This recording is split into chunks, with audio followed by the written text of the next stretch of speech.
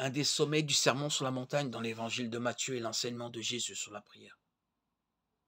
En fait partie le Notre Père, Matthieu 6, 9.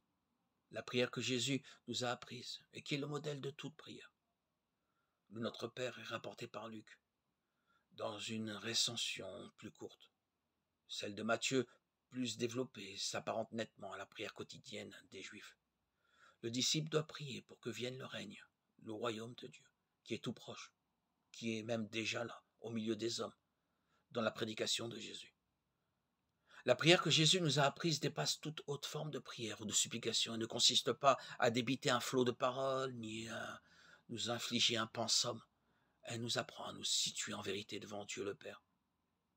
On ne peut la concevoir comme une transaction ou un marchandage. Je te donne cela, tu me donnes en échange l'équivalent, et si possible davantage. On ne peut ainsi abuser de Dieu en faisant de lui le moyen de satisfaire nos caprices. Le disciple prie pour obtenir le pain nécessaire à sa vie aujourd'hui, et non pour avoir des garanties concernant ses besoins futurs. Il demande le pardon de ses péchés, et en même temps se déclare prêt à pardonner à ceux qui l'ont offensé, sans calcul et sans arrière-pensée. Il n'a pas à s'évader du monde, mais à prier, pour que, en restant dans le monde, il soit préservé de l'effroyable tentation de perdre sa foi et sa confiance en Dieu. Il demande enfin d'être délivré du mal, du malin.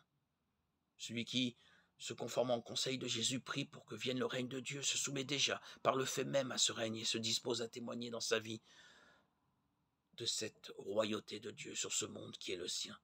Il a conscience des dangers qu'il court, mais il sait aussi que la force de Dieu le soutiendra.